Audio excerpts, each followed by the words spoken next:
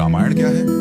एक रात की बात है। माता कौशल्या जी को सोते में अपने महल की छत पर किसी के चलने की आहट सुनाई दी। नींद खुल गई। पूछा कौन है? मालूम पड़ा श्रुतकीर्ति जी, सबसे छोटी बहू शत्रुघ्न जी की पत्नी। माता कौशल्या जी ने उन्हें नीचे बुलाया। श्रुतकीर्ति जी आई, चरणों में प्रणाम कर खड़ी रह गई। माता कौशल्या जी ने पूछा, श्रुति, इतनी रात को अकेली छत पर क्या कर रही हो बेटी? क्या नींद नहीं आ रही? शत्रुघ्न कहाँ है? श्रुति कीर्ति की आंखें भर आई, माँ की छाती से चिपटी, गोद में सिमट गई। बोली, माँ, उन्हें तो देखे हुए 13 वर्ष हो गए। उफ! कौशल्या जी का हृदय कांप कर छटपटा गया। तुरंत आवाज लगाई, सेवक दौड़े आए। आधी रात ही पालकी तैयार हुई। आज शत्रुघ्न जी की खोज होगी। माँ चली। आपको मालूम है शत्रुघ्न जी कहाँ मिले? अयोध्या जी के जिस दरवाजे के बाहर भरत जी नंदीग्राम में तपस्वी होकर रहते हैं, उसी दरवाजे के भीतर एक पत्थर की शिला है। उसी शिला पर अपनी बाह का तकिया बनाकर लेटे मिले। माँ सिराहने बैठ गई। बालों में हाथ फिराया तो शत्रुघ्न जी ने आंखें खोली। माँ उठे, चरणों में गिरे। माँ, आपने क्यों कष्ट किया? मुझे बुलवा लिया होता।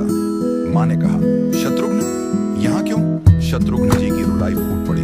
बोले, माँ, भैया राम जी पिताजी की आज्ञा से वन चले गए। भैया लक्ष्मण जी उनके पीछे चले गए।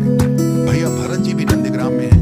क्या ये महल, ये रथ, ये राजसी वस्त्र विधाता ने मेरे ही लिए बनाए हैं? माता कौशल्या जी निरुत्तर रह गई। देखो क्या है ये राम कथा? ये भोग की नहीं, त्याग की कथा है। यहाँ त्याग की ही प्रतियोगिता चल रही है और सभी प्रथम है, कोई पीछे नहीं रहा। चारों भाइयों का प्रेम और त्याग एक दूसरे के प्रति अद्भुत, अभिनव और अलौकिक है। रामायण जीवन जीने की सबसे उत्तम शिक्षा देती है। भगवान राम को 14 वर्ष का वनवास हुआ तो उनकी पत्नी सीता मैया ने भी सहर्ष वनवास स्वीकार कर लिया।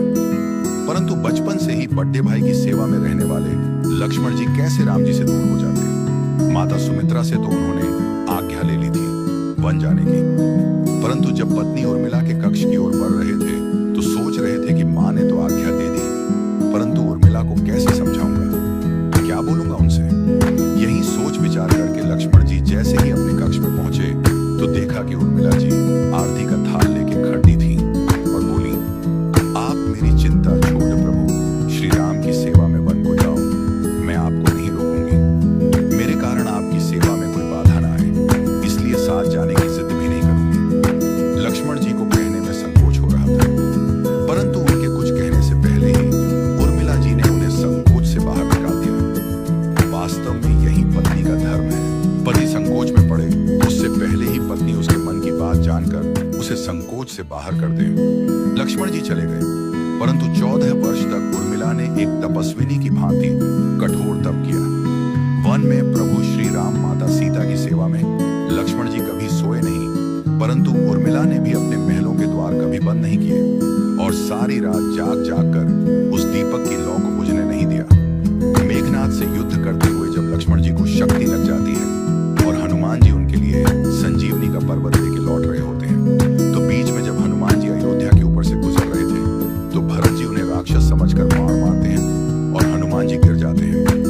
तब हनुमान जी सारा वृत्तांत सुनाते हैं कि सीता जी को रावण हर ले गया, लक्ष्मण जी युद्ध में मूर्छित हो गए हैं। ये सुनते ही कौशल्या जी कहती हैं कि राम को कहना कि लक्ष्मण के बिना अयोध्या में पैर भी मत रखना, राम वन में ही रहे। माता सुमित्रा कहती हैं कि राम से कहना कि कोई बात नहीं, अभी शत्रुघ्न है, मैं उसे भेज दूंगी। मेरे दोनों पुत्र राम सेवा के लिए ही तो जन्मे हैं। माताओं का प्रेम देखकर हनुमान जी की आंखों से अश्रुधारा बह रही थी, परंतु जब उन्होंने उर्मिला जी को देखा तो सोचने लगे कि ये क्यों एकदम शांत और प्रसन्न खड़ी है? क्या इन्हें अपनी पति के प्राणों की कोई चिंता नहीं? हनुमान जी पूछते हैं, देवी, आपकी प्रसन्नता का कारण क्या है?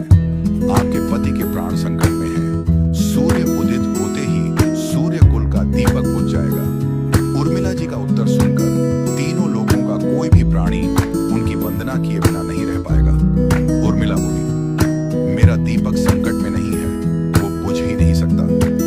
रही सूर्योदय की बात, तो आप चाहें तो कुछ दिन अयोध्या में विश्राम कर लीजिए, क्योंकि आपके वहां पहुंचे बिना सूर्य उदित हो ही नहीं सकता। आपने कहा कि प्रभु श्री राम मेरे पति को अपनी गोद में लेकर बैठे हैं। जो योगेश्वर प्रभु श्री राम की गोदी में लेटा हो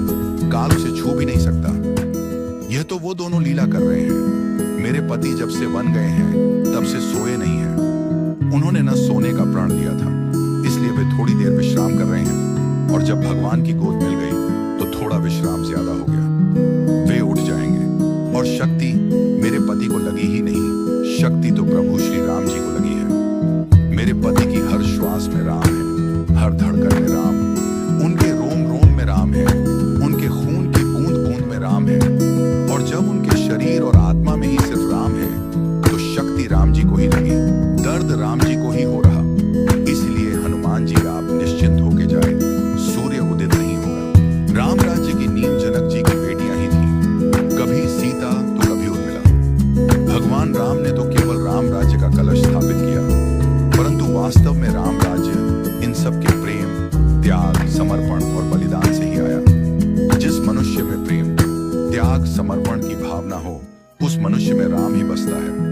कभी समय मिले तो अपने वेद, पुराण, गीता, रामायण को पढ़ने और समझने का प्रयास कीजिएगा। जीवन को एक अलग नजरिए से देखने और जीने का सुर मिलेगा। लक्ष्मण सा भाई हो, कौशल्या माई हो, स्वामी तुम जैसा मेरा रघुराई हो, नगरी हो अयोध्या सी, रघुकुल सा घराना हो, चरण हो राघव के जहां मेरा ठिकाना हो त्याग भरत जैसा, सीता सी नारी हो, लव कुश के जैसी संतान हमारी हो, श्रद्धा हो श्रवण जैसी, सबरी सी भक्ति